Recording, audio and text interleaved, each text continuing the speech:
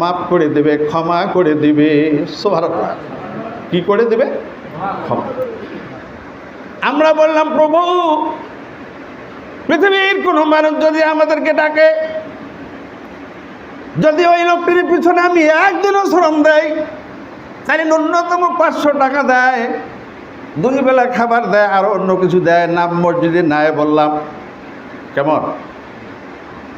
ও প্রভু, কুল কায়নাতে একচ্ছত্র মালিক তুমি।